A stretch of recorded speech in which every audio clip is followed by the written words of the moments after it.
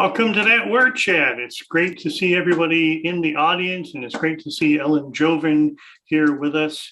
Ellen has been on the show before. This is her second time. She was on episode 5, one of our originals, with her husband Brandt Johnson, and they told us about their travels with Grammar Table and with the Grammar Table, and now there is a book out under the J's, Rebel with a Clause. So welcome to the show, Ellen. Good to see you as always. Thank you, Mark. I'm happy as always. You are a happy person, I think. You're laughing already. That's wonderful. We need a lot of laughter on the show because I'm just saying before the show started, it's really hot up here in my office because it's not very well insulated. It gets on a hot day like this, in the middle of the afternoon with a computer running. So I may just sort of fade at some point during the show. You may see me, down low. Just carry on or whatever you want to do. I have my methods to revive you. All right, good. So let me start. The title is Rebel with a Clause. Are you a rebel, Ellen Jovin, and how so? I feel a little bit of concern that numerous people will point out that I'm not as rebellious as they had hoped. I mean, I have. I've rebelled against some things in my life, but you will not see me carrying the grammar table on the back of a motorcycle with a studded leather jacket. I mean, that could be a future incarnation, but it isn't how it's been going. I wouldn't be totally shocked by that. I mean, maybe a scooter because you live in Manhattan. I'm very into motor safety, so maybe like a big adult tricycle. I could maybe do that with a helmet. Okay. All right. So where did the title come from? The publisher. Oh, come on. I would love to claim responsibility for the title, but the reality is I handed over about 200 different titles and got a lot of no's. And then one day the editor just wrote to me and said, "Hey, someone here said, how about this?" And I said, "Okay." And then that's how the title was born. Okay. All right. So Rebel with a Clause. And I actually had on the website for I don't know how long until somebody pointed out. Well, you pointed it out in an email that they didn't get because I don't know why. And then Sarini, our associate producer, said, it's Rebel with a Clause, not Rebel without a Clause, which makes much more sense, obviously. Well, yes, but I understand if people say without because the movie with James Dean was Rebel without a cause. And it actually took me about a year to stop saying and typing it wrong. And now that I've finally figured it out, now I can't remember the movie title spontaneously. So it's all getting very confusing. Right. Okay. Have you seen the movie? Rebel I was afraid that you were going to ask that. I put it on my calendar because I was afraid you're going to ask that. I actually put it on my calendar as my task for tonight. But no, really? Wow. But no, I haven't. It's not actually my absolute favorite. Genre, instinctively. I would watch a movie about a rebel editor probably before I'd watch that, but I do feel it's my responsibility. So thanks a lot for highlighting that right away. Well, no, it's good. Whatever we can do to encourage you to. I saw it for the first time a few years ago. I don't know what prompted me to watch it, but. And did you like it? I did. I thought it was well done. It was. Okay. It's teenage angst kind of thing, but it was it was good. Good movie. So yeah. I didn't really give you the full introduction. You're co-founder of Syntaxis, not Syntaxis, right? Because it's Syntaxis. No, but I have considered the possibility of having that be sort of a second business if if times get hard. I figure there can always be a market for Syntaxis. Syntaxis. Yeah. It's good to have diversification. Yeah, okay, I agree. But this is a communication skills training consultancy. So and you and your husband, Brandt Johnson, do this. And what kind of work does that involve? I will go into an organization and I'll teach a class on business writing or grammar or email etiquette. And they're usually fairly large companies, but it can also be tiny places. It can be small nonprofits. It could be government organizations. Brandt does the oral communication skills training, although we each know how to do the other's thing. Like I know how to speak, at least a little bit. See, I'm if I understanding open pretty my much mouth, all you're words saying. and he knows how to write. So we did initially overlap more in what we did, but we decided to specialize a bit. So that's what we do. And before the pandemic, we always went in person. I mean, I did maybe a few Zoom classes, but now it's close. It's like probably right now about 90% remote training. So, which means it can be more global, like we could work with Europe and Asia which is, you know that I'm a night owl, I think. And some other geographies pose some problems for me in that regard, but I try to be flexible. Right. Yeah. If you send me notes, I'm in bed by 10 and I'll see notes in the morning, not in the I've middle of the witnessed night. you away. I've exchanged a note with you at probably close to midnight, so I know that's not always true. Well, no, that's true. That's fair enough. You kind of burst onto the scene as far as I've noticed, right? With grammar table, at least that's the first I heard of you. Were you active in getting out and speaking and doing things before that? Yeah, I mean, I began a language project in 2009 called Words and Worlds of New York. Also a very difficult title to get right. Right. Very prone to typos and mispronunciations. But can you say it? Can you say it again? Words and Worlds of New York. Right, it's just asking for trouble. It's asking. Can you say it? Can you say it 3 times fast? No, I can't. Don't do that. All right. I'm sorry. Go on. And that involved studying different languages. So initially, I thought I would do in 2009. I thought, hey, I'll do a year-long project where I study 12 different languages, a month apiece over the course of a year, and write about, write something about my experiences. I wasn't really sure what, but then that turned into an endless project. I ended up doing it because 1 month wasn't enough. So I started doing 3 months and then per language. And then it turned into something like an 8 or 9 year project. And I had a whole blog. I studied 25 languages. The stuff that you see on the shelves behind me was mostly accumulated during that project. So it has, it runs from the A's to the Z's. And if someone here wanted to know if I had materials on a particular language, I would probably be able to find it on the shelf. I can't guarantee it because I've been a little bit sloppy with the alphabetization lately. So there's some German in the Yiddish section and so on, but I could probably find it. Yeah, and I still do that. I mean, like right now, I've been going for long walks, doing audio lessons, trying to refresh the languages I didn't get to use when we were sitting at home for a part of this, these recent years. Right. Do you do Duolingo? I don't do Duolingo. I mean, I've done it. I've tried almost everything, unless it came out really recently. I use Pimsleur audio lessons, Pimsleur, not a paid endorsement. I just happen to be their biggest fan in the world, and I've done probably 30.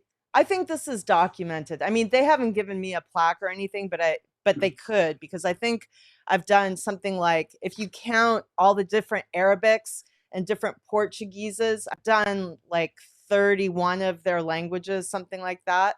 So these are audio lessons. And the great thing is you can walk around. You can just do like a half-hour audio lesson while you wash the dishes, do the laundry. When I was in shape, I used to jog with it.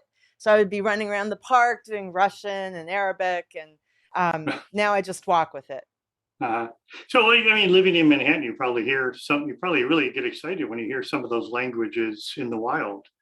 Oh, I love it. I mean, just Central Park is a big tourist draw. So I live near there, so I don't have to go very far to hear them. And especially if you go in the morning when a lot of the European tourists are up early, because of the time difference, I can just roam among the trees and hear just about everything. And I used to when I was studying languages a lot, I used to like to kind of just loiter because people would ask me questions. I was thinking of getting a t-shirt printed up that said, ask, questions in 7 languages so that people would feel comfortable coming up to me.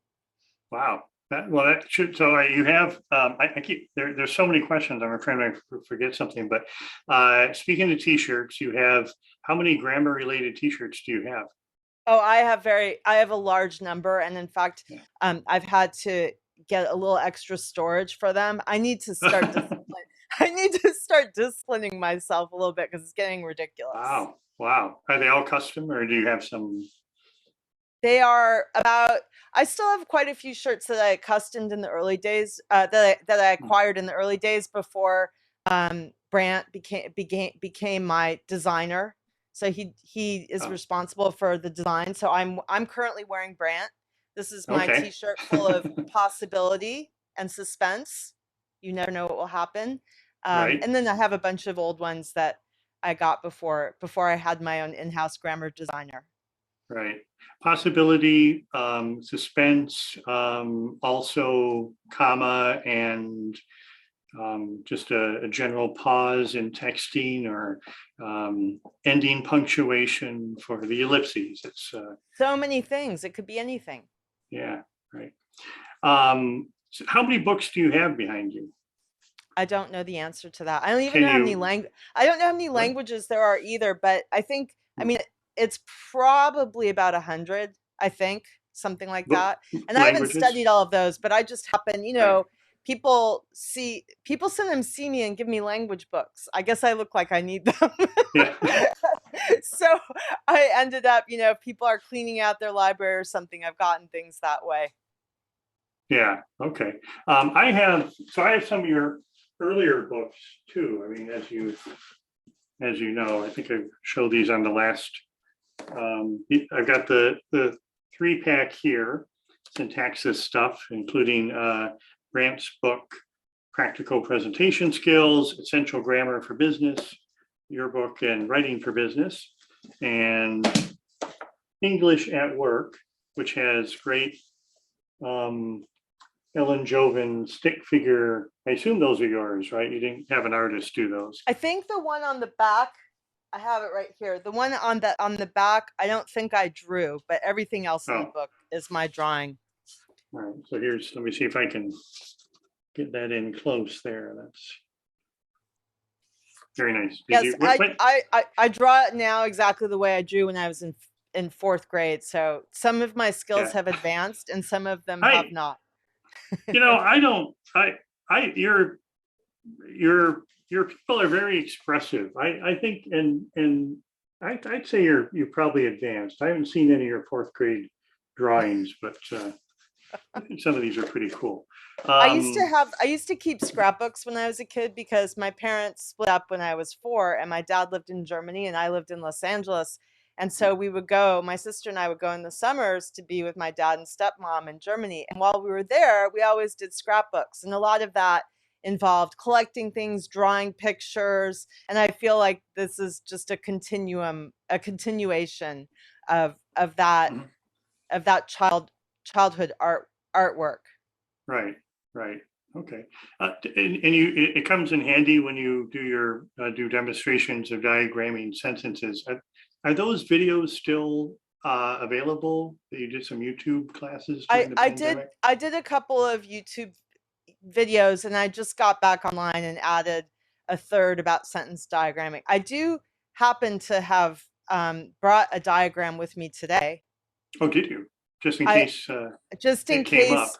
Yes. I'm going to just fast forward. Don't look at any of the answers. Oh my gosh. Wow. Hang on. Okay. This is out of order. But just in case you all haven't seen this, because I know this is jumping the gun a little here, Mark, but I think this is okay. That's right. A very important part for me of sitting at the grammar table is also experiencing grammar nostalgia. Grammar nostalgia can be kind of a bad thing. It can get in the way of acquiring new information or accepting that, this form is now completely accepted, even though your 4th grade grammar teacher told you it wasn't.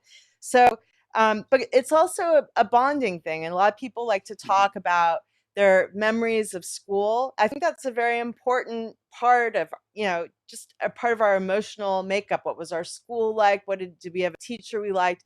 So they'll talk about ways they learn things. Like one nice woman I met was taught grammar in part through grammar baseball. They would have these grammar bases and they'd have to parse sentences. And if they got it right, they would get a base or something like that. I mean, all sorts of fun things that kids did. So this is the thing that for me really attracted me, really hardcore. I mean, I was already a goner by then, eighth grade, but we did this thing where, so for a sentence like this, do you like semicolons and dashes? We would do these schematics, and some of you, I'm sure, did this. Some of you may not have seen it before, but you put the subject on the left, the verb in the middle, and then see, now here I made this line too long because I have a compound direct object. So then you'd have to do that. You do this branch. See how this simple little sentence turns into this piece of art, and then and then this, and then we didn't usually add illustrations, but I just did that for you. So I love this stuff. It was like an adventure, a word adventure. Do you do it at the table? Do people ask you about it and you pull out a piece of paper? Sometimes not, people, sometimes people say, did you like that? And then I'll say yes. And then they say something like, I hated it. But so it tends to have provoked strong emotions.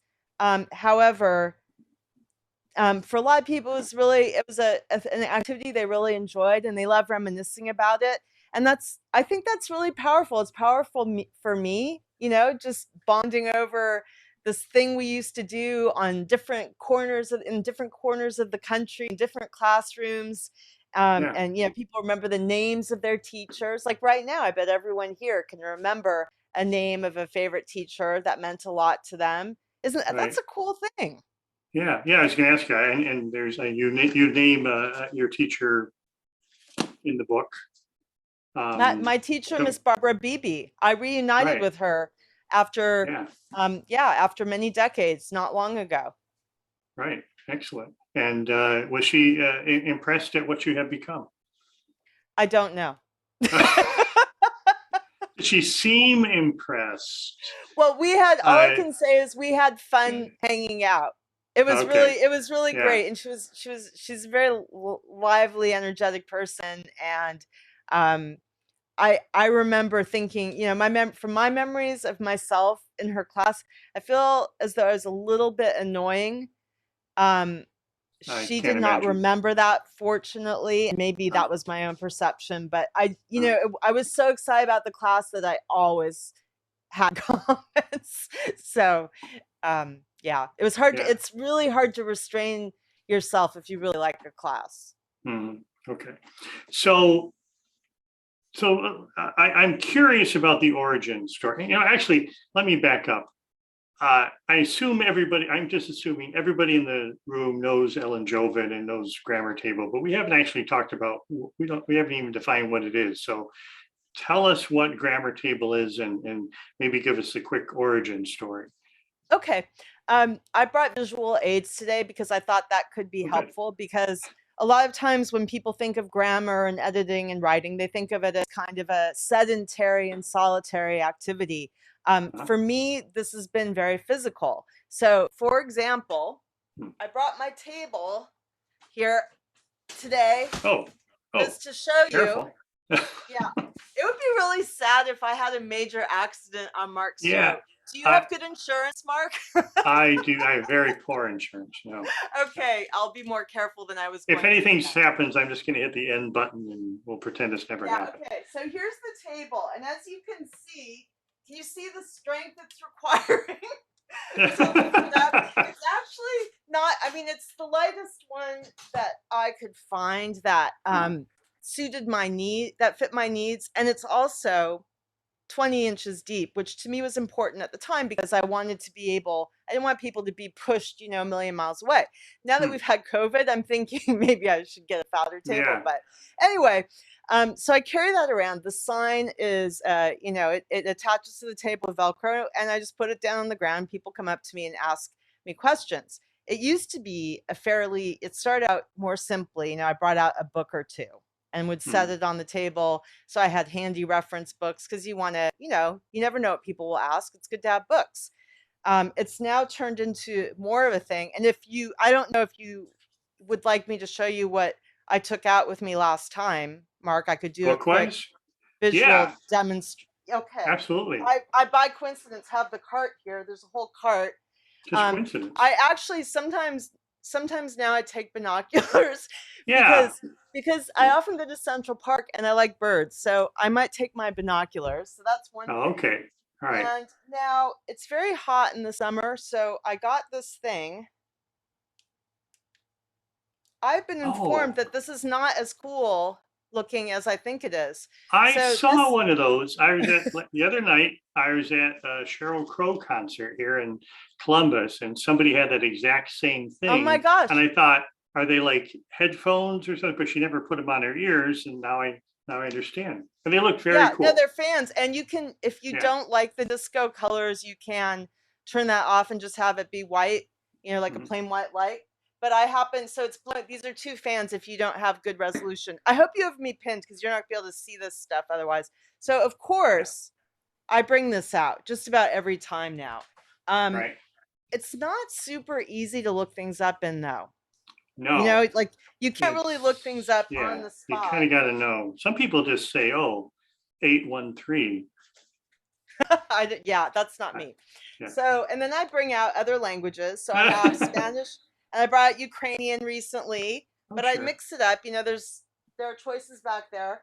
I have the new Associated Press style book, and I would like to be more supportive of AP and buy it directly from them because they get more money. But this is the Amazon edition, and the reason I get this is it's very difficult to travel with spiral bound books when I have to stack them up. And then I just have two more. This is not going to go on much longer. I have this with me, as some of you know, because I can actually see at least one person on my screen who was involved in reviewing entries for the new edition. There's a new one coming out, and I bring this, and that, you know, that's sort of the usual pat. I guess this really is so good. This is the first time I've actually tried these. Really? I think they might be able to rip my hair out, so I should probably be careful because I'd rather keep my hair.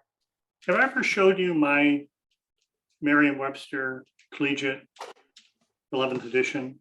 I'm quite proud of this. So check that out. That's all the editors who worked on it. Oh, that's nice. Signatures. So that's nice. Not to brag, but that's. Oh, I forgot to. That's the one you stole from me at the auction, right, what? Mark? Yes. That's the one you stole from me at the auction. Where's that voice coming from? It sounds like Meryl Perlman. I forgot about this. I bring out the illustrated edition of the Elements of Style. This, by the way, I know this gets a lot of scorn. Yeah. About some aspects, but I used this heavily when I was a kid, and you know, I love the writing in it. I enjoyed it. There are a few things that I don't subscribe to, at least, but it's sentimental, and this is what I was talking about. Grammar nostalgia is the thing, not just like how do you use a comma today in this sentence. It's also what do I remember? How do I connect with my past and my childhood, with the people who were in my classroom, with the books I read. And I think that's a lovely and profound thing. Mm-hmm. Yeah, and Strunk and White, so many people had that experience in school, and they didn't, well, the Garner didn't exist back then. They didn't read necessarily some of the heavier, well, he did, yes. I meant the book didn't exist. But you know, I think the thing with Strunk and White is it's not so much Strunk and White advice in the book. I mean, maybe in some ways it is, but it's the way people treat it. You know, I think we need to take everything with a grain of salt and make our own sort of informed decisions about what constitutes good grammar.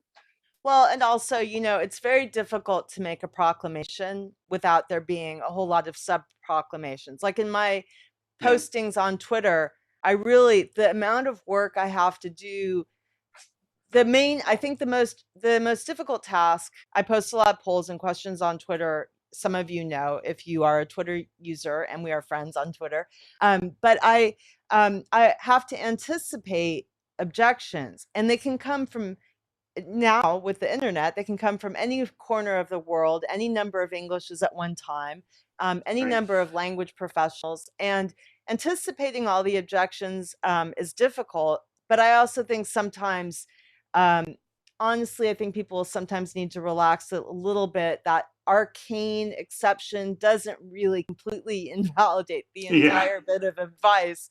Like, it's not that it's like, of course I use passive voice, and passive voice isn't wrong, but I still think that the sense that I got from this book, and I just wanted to show you one of the illustrations, because I think these are so pretty. Look, you get to look at pictures. You don't have to read anything. That was from I think 2001 or 2002, that edition.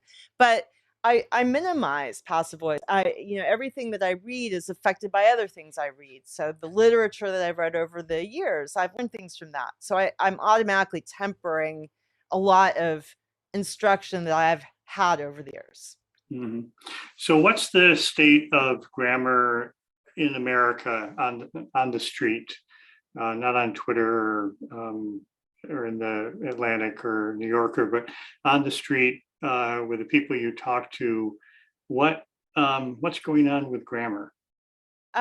Well, I think it's in pretty good shape. If I'd done this 200 years ago, the literacy rate would have been way lower. So I think people should, remember the many advances that have occurred over the years. Now everyone can read pretty much who comes by, and it's easy to talk about. And it's also something that I can talk about on different levels. You can talk about basic things if someone doesn't know a lot about it and they want to have a discussion of a term maybe that they don't remember from school, or it can be phenomenally sophisticated. You could take a beautiful long sentence from a complicated novel and think about how it's put together and understand how that contributes to the art of the sentence, the flow of it, and so on. I think that's good, clean fun. That is. That's exciting stuff. Yeah, you use the term. I got your mug, grammar hedonist. You use this term on the when you're on that word chat before. And what is a grammar hedonist? Well, for me, I mean, it's kind of a little bit of a joke for me. Just I get so much pleasure out of it, so it feels like a big, a big party. When I went out into the park the other day, and I parked myself by Bow Bridge, which is a very central tourist attraction in the park. And then I went into the woods with the grammar table, and people from all over the world were walking through, and I met them, and there were musicians and writers and engineers and professors and teenagers who had a relative that oppressed them about grammar. Maybe it could be any of that. And I've totally forgot what was the point of what I was saying. The state was a broad question. The state of grammar in America. We could probably talk about that forever. What was what's the big concerns? We should also mention that you took this on the road. I did take it on the road. I hit 47 states. I have a plane ticket. Brandt and I are going to the 48th. Connecticut? Wait a minute. No, we're going to the 48th next month. We're going to be in Madison, Connecticut. At least I am. I think he's coming, but I'm not sure he can yet. Madison, Connecticut.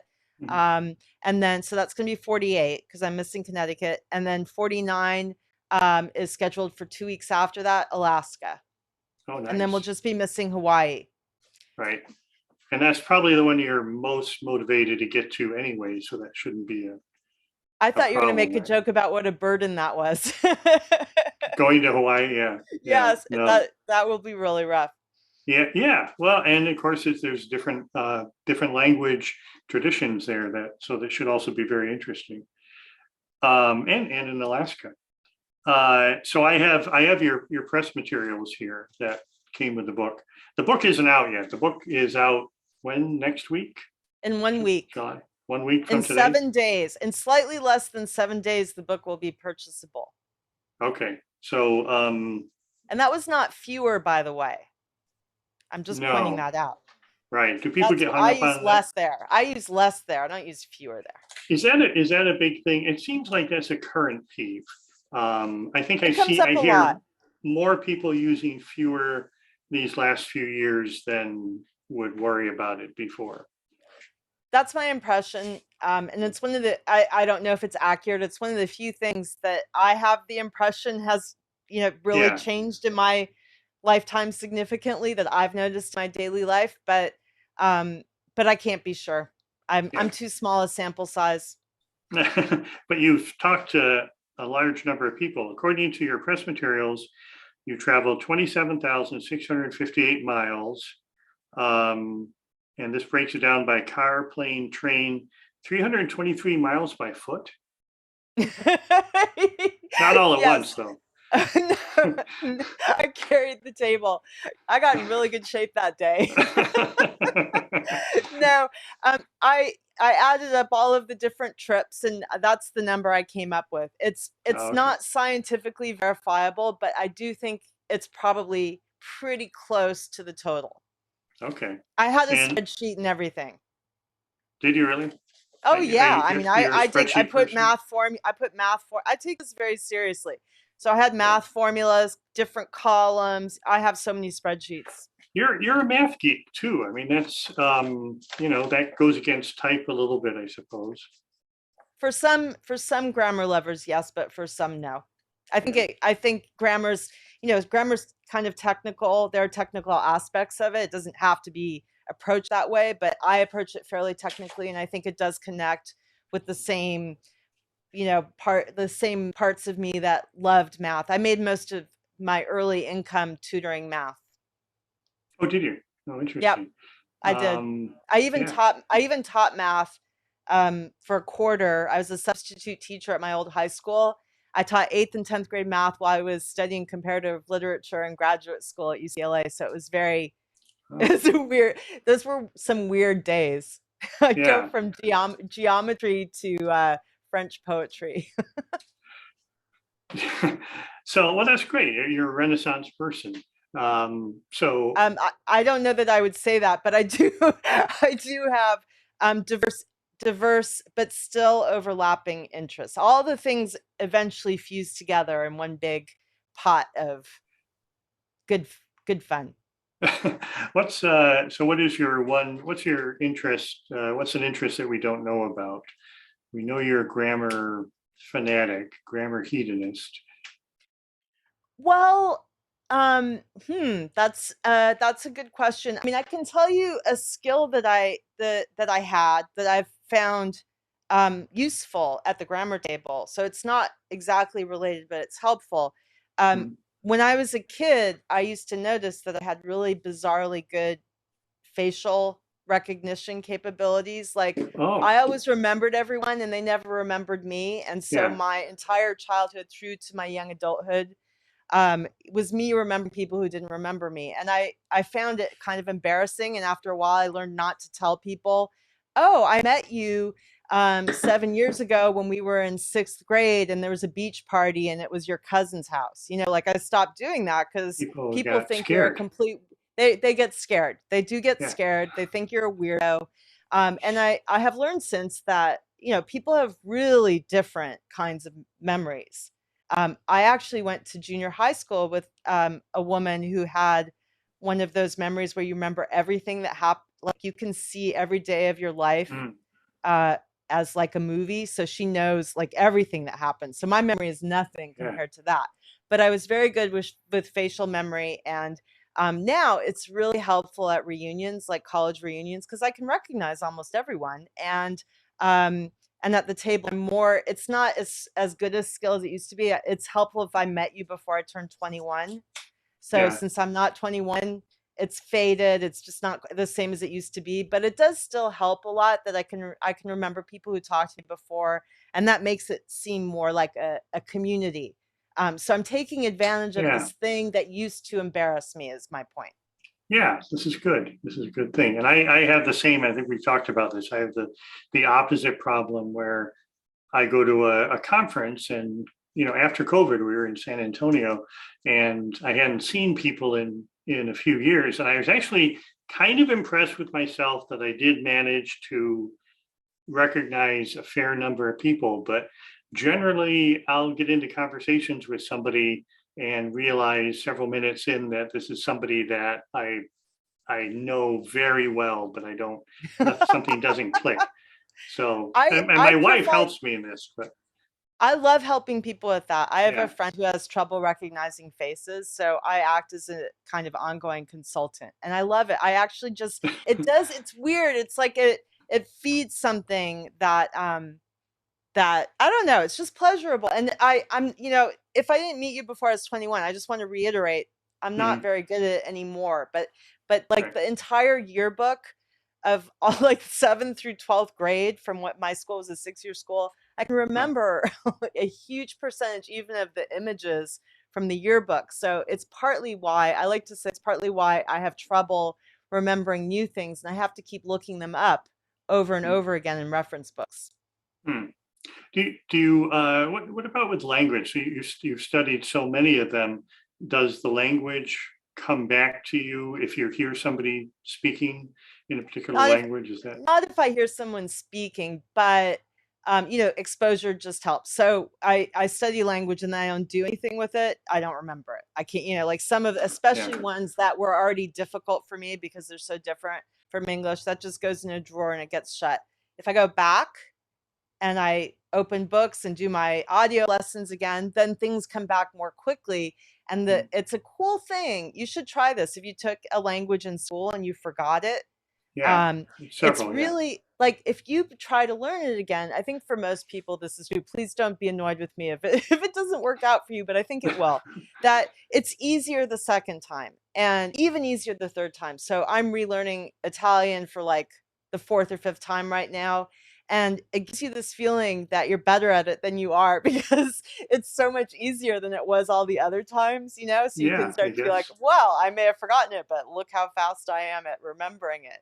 right? And it's fun. It's fun to feel like you remember something as opposed to always forgetting things, because I forget a lot. Yeah. So this is a little bit embarrassing to admit this, but when I look at a foreign language, my biggest problem is with the grammar, and I'm probably not alone in that I can learn words and I can hear a conversation and I can pick up some things in Spanish that people say. I'll recognize the words, but if I have to put a sentence together, the grammar is lost. Do you when you study a foreign language, are you like focused on the grammar first? Yes, I am, and I get very cranky if like there are people who learn a lot by speaking and just having a little bit more of an immersion approach. I can't stand it because if I don't know the building blocks of how I'm getting there, like for example, the audio lessons that I use, they tell you don't look at stuff in writing, just do the audio lessons, listen, do one a day. No, I buy whatever grammar books I can find that I think I'm going to enjoy, and I am making sure I know how to write, conjugate, like understand, like I know what case something is. If I don't do that and I don't know the underlying reason,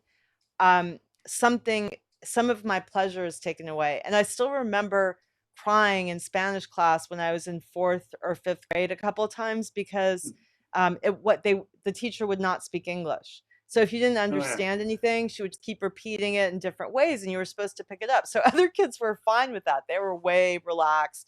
And I actually cried and she thought something like I was emotionally troubled. Maybe you're saying to yourself, well, she's probably right. But I wasn't. Well, 4th grade. I was just I would get so frustrated. So I love that whole thing. Like some people have this angle, just go start talking to people and you'll learn the language. I don't like that. First of all, I don't like imposing on people with my hi, can I have hi, my name is Ellen, and then they say something and I don't understand it. I want to know enough to do something in the language first. But secondly, if I don't know the reason the word ending has changed, I won't be happy.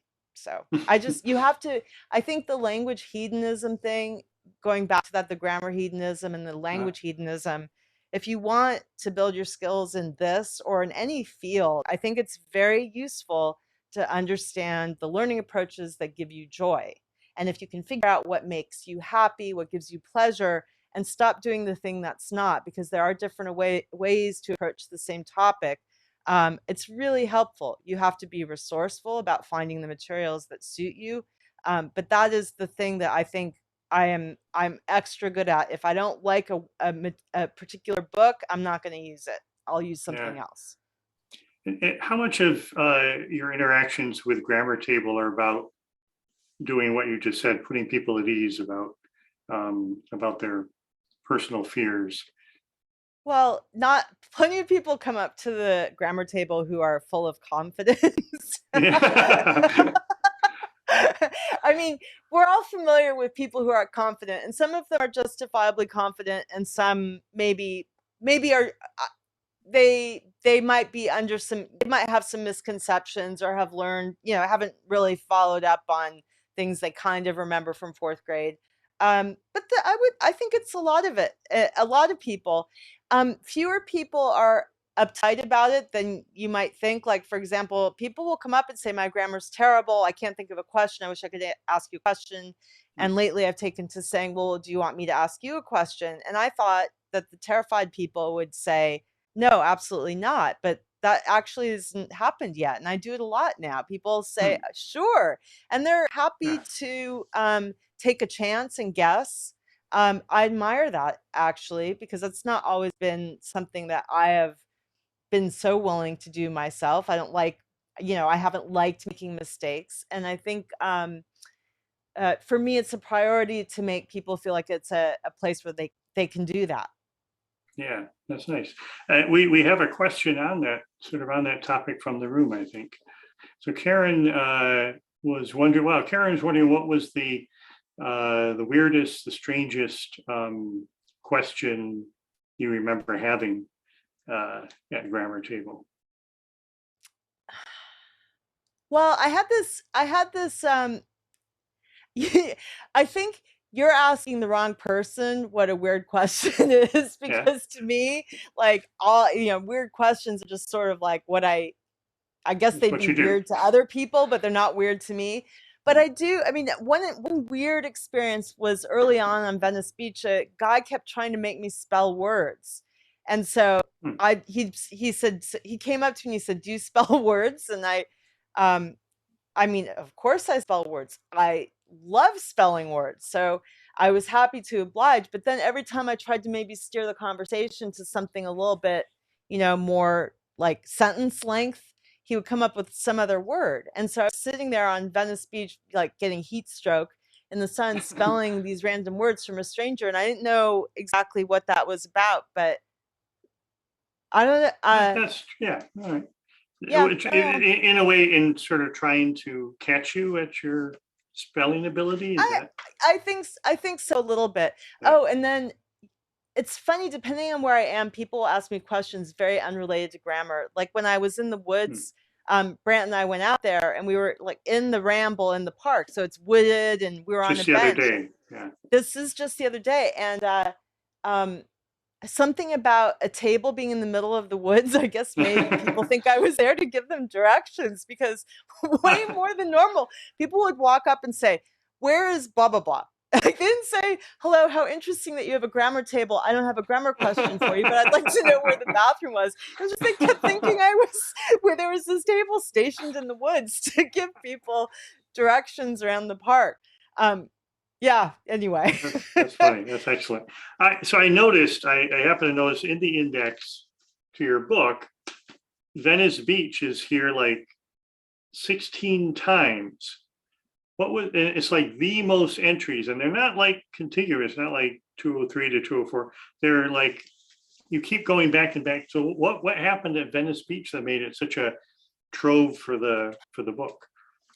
It was a very high volume area, and I was there longer than I normally am, so I think that has a lot to do with it. And there were just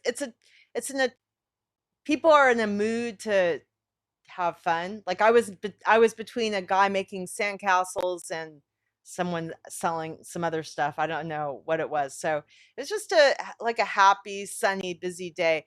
May I point something out about the index, please? Yes, please do. So I did not do the full indexing, but I was heavily involved in editing it after Mhm. it was produced. And one of my happiest things is under apostrophes. So one of the sub entries under apostrophes is apostrophes. Second entry is husband who knows how to use comma page 188, because this guy came, a reporter in New Orleans asked Brandt if he had ever if he had ever been made to sleep on the sofa because of using an apostrophe wrong or something like that. And Brandt said, it hasn't happened yet. And I was like, yeah, that's my man. That's a sort of moment of pride there. Yeah. Yeah. So Brandt's been very what's the word? Is it indulgent? I mean, he's done all the same thousands of miles of traveling. What was the conversation like when you both decided, hey, let's take this on the road? There wasn't, I think there was very little conversation. As soon as it became clear it was a good idea, it was just going to happen. We'd already done road trips before, twice across the country. So we had some cross country experience, and he was really interested in, I don't think did we speak about this yet? He was interested once he saw what the exchanges were like at the table and making a grammar table movie. So he has actually filmed most of the encounters, went all over the country with me. And during the pandemic, while I was writing the book, he was in the other room working on a movie, and he's pretty far along now. So he had tons of hours, and he's putting them together into a grammar documentary. What could be better than a grammar documentary? I can think of very few things that could be better than a grammar documentary. And we had when we did episode 5, we had some clips from that. So we're excited. You saw those on the website? We have taken them down because we learned that it's best to keep things under wraps until you're kind of ready to go. Yeah. Okay. Yeah. I think we still have some on the. I think you probably don't. I think you probably don't, but let's just say we don't. No, I remember there was a contest that Brandt was going to enter, and so we needed to sort of cut back. I didn't think we got rid of all of them, but anyway, we're getting off track here. Let me see what questions haven't I asked you? I've asked you all the questions except for those in the materials here. Interview talking points. We covered this 25 languages. Do you have questions from the room? I think we should have. I think we should get some questions from the room. We don't have any at the moment, but if you have a question for Ellen about her experiences, about grammar, about stick figures, about languages, about T-shirts, go ahead and ask them. Elitism. This mentions elitism, which is something that I wanted to touch on. You say a lot of people come very confident with their. Do you change some minds, and is there a element of grammar snobbery out there? There is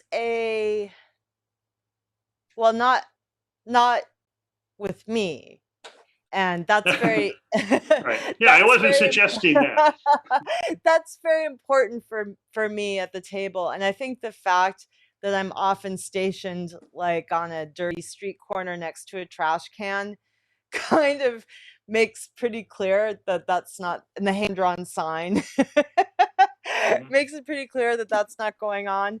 I think I would like, one of my missions is to kind of put a dent in that whole grammar as elitist thing, because a lot of times what people are talking about is general I focus more on writing, so I'm going to focus more on that for a moment. They're often focusing on skills that people really need to write well. Like, you can't just say, oh, it doesn't matter, that's just snobbery, you could do whatever you want, commas, rules, forget that.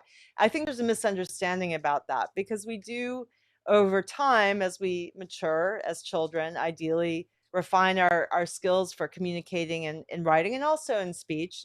And it's not just a free-for-all. There are certain conventions.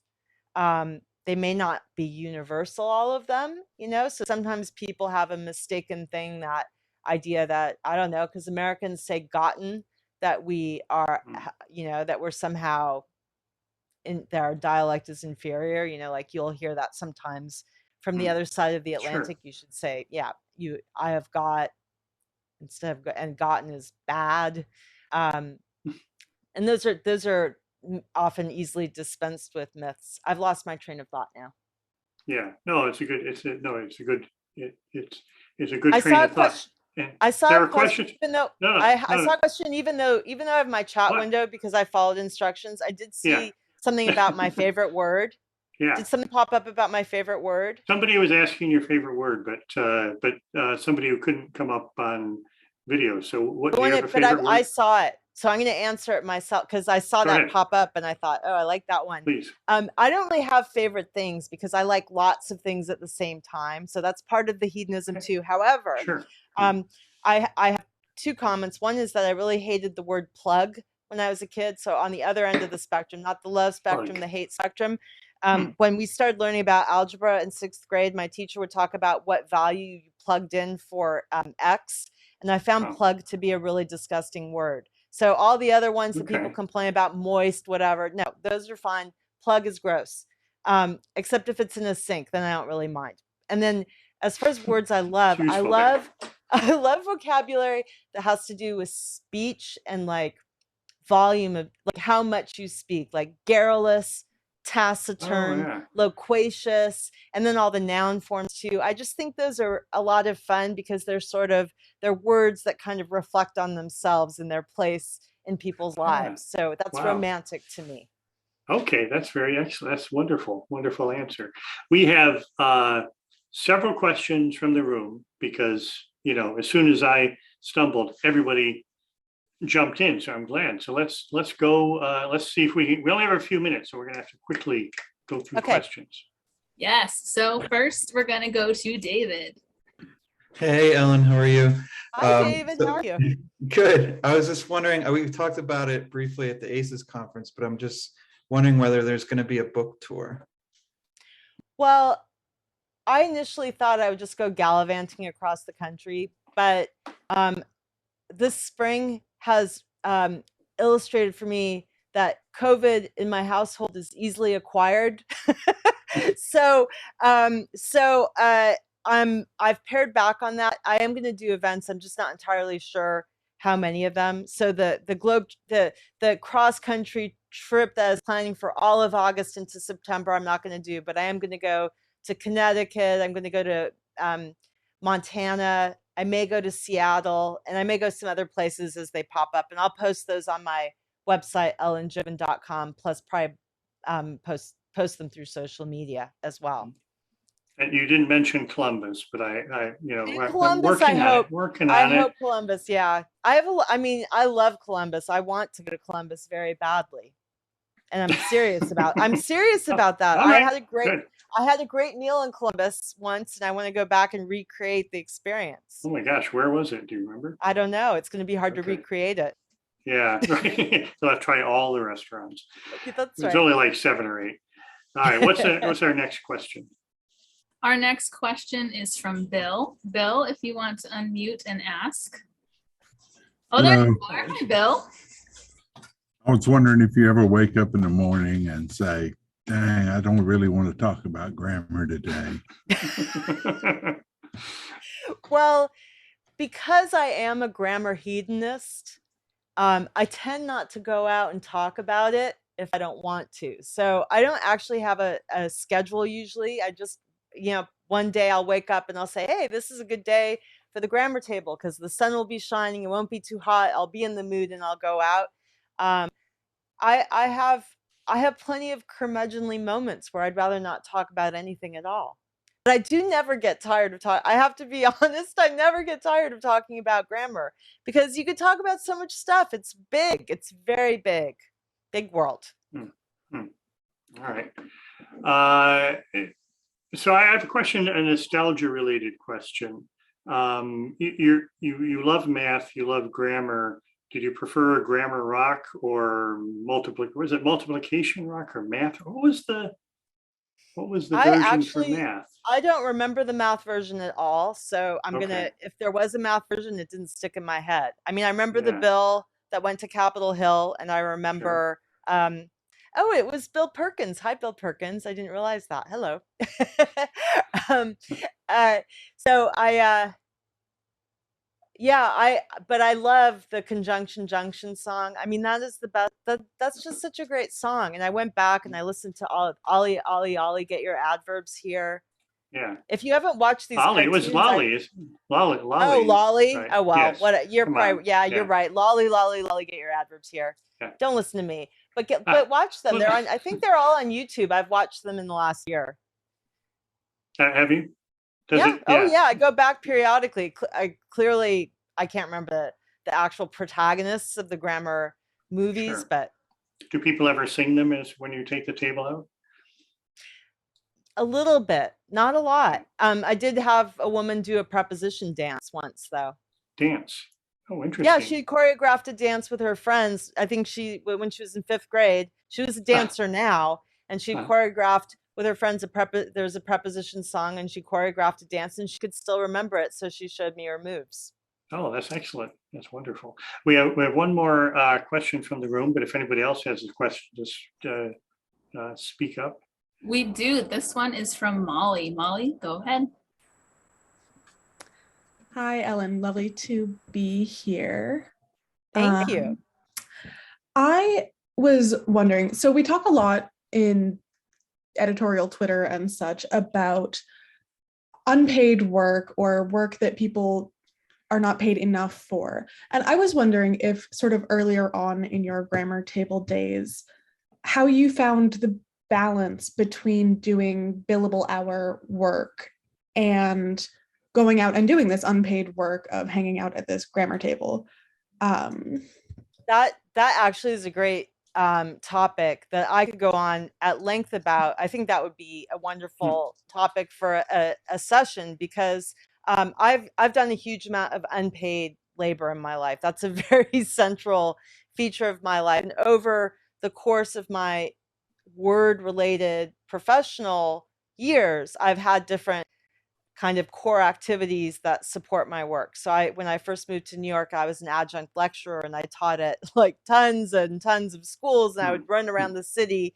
And that was very hard, low paid labor for the amount of work. Then I did corporate writing, and now I do corporate training. So I've tried to be very practical in my business. This is the unromantic side of it. It's working as a writer and working as a college instructor. Those were hard to make enough of a living in New York City to support the other things I wanted to do. The corporate work, which wouldn't initially have occurred to me, that's a whole story in itself, has enabled me to continue to pursue things I love while making a living on something that I also love, but that I would like not to be the full scope of my professional life, if that makes sense. But because I have a setup now that works that way, I can be freer and feel more comfortable wasting time at the grammar table. Well, we're glad you do waste time at the grammar table. I have one more question that I really am hoping to get to the heart of, and that is, when I'm still trying to figure it out, what was in your mind? I understand you said, I think it'd be fun to go do a grammar table, but when you did that, did you think, were you petrified? Were you afraid people would throw stones at you? Were you, or was it something that you just saw that this is something I need to do? Or what was the motivation there? It was so seamless with my grammar unconscious that it's hard for me to recreate the exact moments. But I knew that people wouldn't throw things at me. I thought they would come up and I mean, I actually knew that they would come up and talk to me. I wasn't sure. I didn't know that it would be as well received as it turned out to be. I mean, I on your last show, I probably said this, but it took about 30 seconds for my first, I put the sign up, I propped the sign up on the table. It took 30 seconds to get someone to come up. I know just because of teaching most of my life that people are interested in this stuff. They often really get a kick out of discussing it. So the whole everyone hates grammar thing is, I don't know, that, I mean, of course that happens, but that's just not really the life that I've led. So it's not a dominant theme in my experience. And I think I know that I like to be surprised pleasantly. I like to wake up in a day and know that something will happen that I didn't expect to have happen. That it doesn't have to be a big thing. It can be a little thing. It could be someone makes a joke. I get coffee, and someone makes a joke that makes me laugh, and I get my coffee that I didn't expect. Like, it could be something like little like that. But that is because it was whimsical in that way. I thought that it would at least make people laugh a little, and it did, and it's made me laugh a lot, and I'm grateful for that, and I'm grateful for the friends that I've made through you and ACEs, and thank you to the people who are here right now that I've met through other language nerd activities. It's really been a joy. Yeah, well, it's been a joy to get to know you, definitely, and a lot of that is reflected in the book, your encounters with people and the joy that surrounds that. So buy the book. It's out in a week, and it's be a great summer read. So thank you so much. Hey, what you gonna say? I something? want to just say one thing. I did come with grammar questions just in case. So I'm going to go post them on. I'm going to go post them on Twitter now. So if you want to take a few grammar quiz questions, they'll be there shortly. That's all I wanted to say. Well, grammar I had to Twitter. Is my handle. You are super, you're super active on Twitter, and one of the most fun Twitter accounts to follow at Grammar Table. Thank you very much. It's been wonderful talking to you, and I'll see you around at send me a note at 2 a.m. and I'll get it in the morning. And, okay. all right. Thank you, Mark. Thank you, everyone. Thank you, everybody.